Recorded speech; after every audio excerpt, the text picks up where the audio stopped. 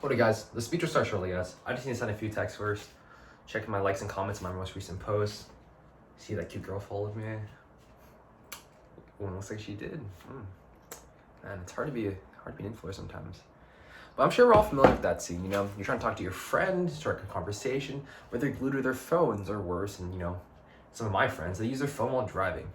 Social media addiction is becoming an epidemic in this country. The Daily News Journal stated on August 25th, 2019, that 72% of Americans engage in social media, according to a research study. Given the increasing studies that correlate social media usage and various mental problems, I think it's time for us to seriously consider the dangers of social media. And with that in mind, I'm going to convince you today why social media addiction, especially with teenagers, needs to be seriously addressed. And before I dive into the problems with social media addiction, let me address one thing first. Social media moderation is not a bad thing. For many of us, Instagram, Facebook, Snapchat, etc. is really the only way to connect with friends and relatives. Exciting things happen in our lives, and I think it's natural for us as humans to want to share that enthusiasm with others. The issues arise when social media becomes literally everything in our lives. When your life revolves around any platform, that's when it becomes a huge problem. And the first of these problems is the link between heavy social media usage and depression. According to the iPaper dated December 10th, 2020, researchers from the University of Arkansas report that young adults who use social media more than 5 hours a day were nearly 3 times more likely to become depressed in a 6-month period than those who are on it for less than 2 hours a day. And while 5 hours might seem like an exaggeration, from my observations of friends, family, and just other people I know, people can easily spend more than 2 hours a day on social media. Maybe not the entire 5 hours, although I know some people that do, but definitely enough time where harm is not out of the question with social media. Let's see. The second issue is that social media addiction affects a person's sociability. According to one parenting professions column of the March 14th, 2022 publication of The Telegraph, one father sadly lamented on his failed relationship with his son. The reason being is that his son is so obsessed with TikTok that the father's dream of playing sports and hiking with his son have reduced to brief interactions about whatever TikTok video his son wants to show him. This one unfortunate testimony speaks for many others as well. Teenagers that are glued to their devices, especially on social media, are at risk of failing to form proper connections, even with their parents. And the final issue is that excessive social media usage is comparable to substance abuse, according to a study from the U.S. Fed News Service dated January 12, 2019. Participants in the study gambled with those choosing poorer decks having greater social media usage. Those who gambled less or gambled well spent less time on social media. And the correlation with substance abuse is that addicts perform substantially worse than those who are sober. The link between social media substance addiction is that both are similarly deficient in decision making. And given how severe some of these issues are regarding social media addiction, the causes for it are honestly quite simple. According to the Daily News Journal, the one mentioned earlier, social media addiction occurs because it accesses the brain's reward system. Checking likes and comments leads to spikes of dopamine that has users coming back. Frequent users of these social media platforms are searching for approval and chasing that dopamine rush. Another reason is that social media constantly distracts us with new information.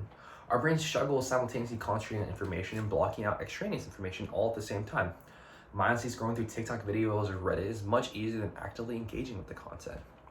And the final reason, according to the Tampa Bay Times, dated December 7, 2021, is that social media invites upward social comparison.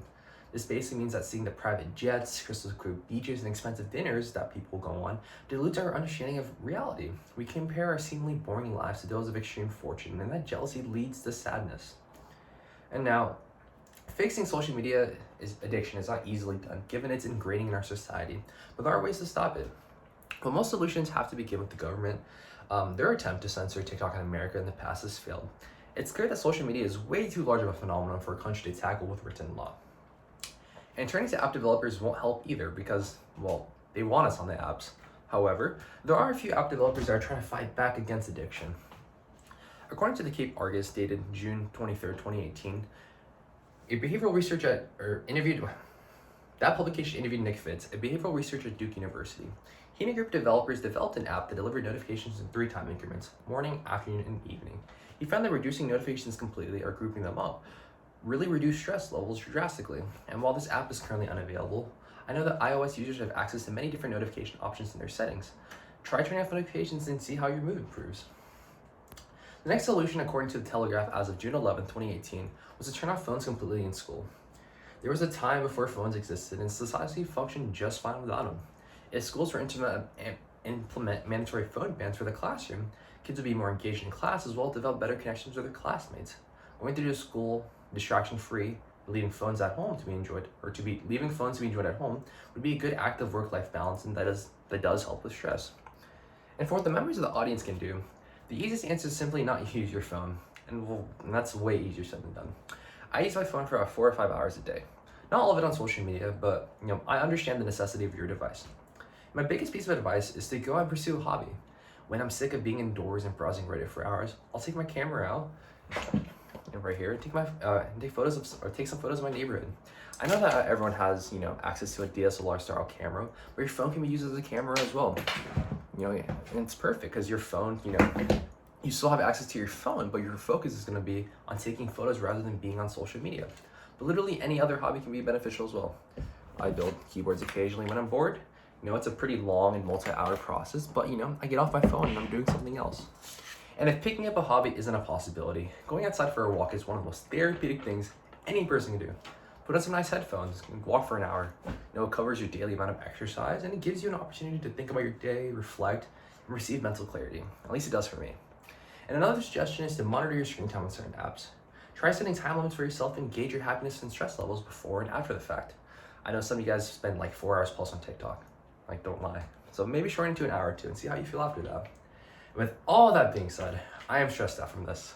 So now it's time for me to hop on my phone and look at some funny memes. Later, guys.